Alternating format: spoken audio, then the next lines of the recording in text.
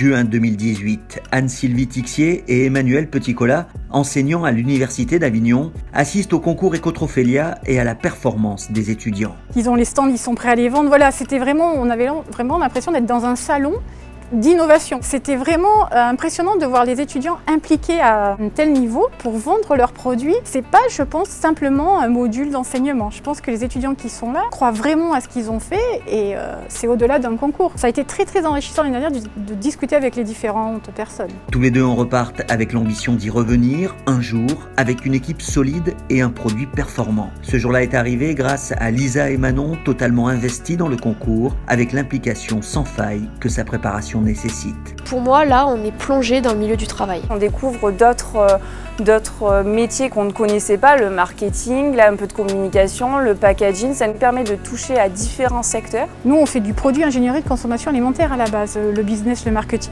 on rajoute tout ça au moment du concours.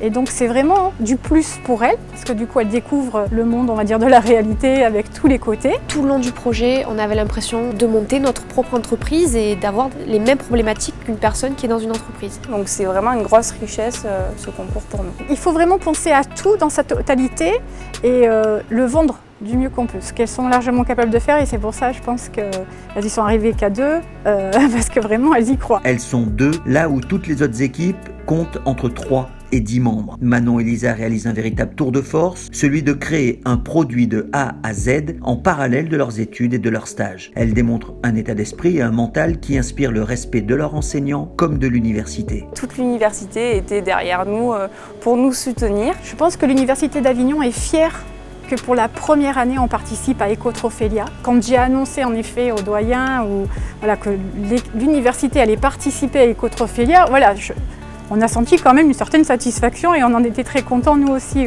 On a justement nos professeurs qui sont près de nous pour nous aider et pour suivre avec nous l'aventure. C'est un petit peu l'aventure de l'université aussi parce que quelque part j'appelle, je demande de l'aide en disant voilà, moi je peux pas monter un clou, je sais pas monter le stand, est-ce que quelqu'un de l'université peut venir? On me répond oui, on vous met à disposition. Donc j'ai l'impression que c'est plus l'aventure de l'université qui joue pour la première fois. Les deux étudiantes ont également bénéficié d'autres aides précieuses comme celle des entreprises où elles effectuent leur stage. Ronéa à Baume de Venise pour Lisa et Le Coq Noir à l'Île-sur-la-Sorgue pour Manon. C'est grâce à eux en fait que je peux réaliser la formulation de notre produit parce que du coup j'utilise les locaux, mais pas que les locaux, donc j'utilise aussi tout ce qui est les ustensiles, donc les broyeurs, mais aussi tout ce qui permet de la stabilité du produit, donc les pH mètres, les autoclaves, etc.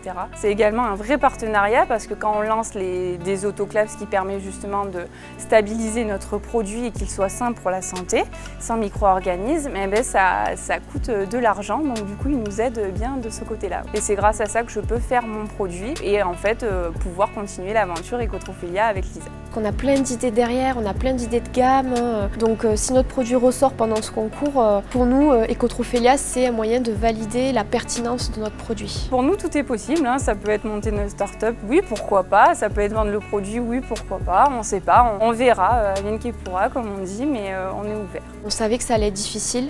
Après, à ce point, peut-être pas, mais pour moi, ça va rester, je pense, une des plus belles expériences que j'ai pu faire durant mes études. C'est une très très belle aventure.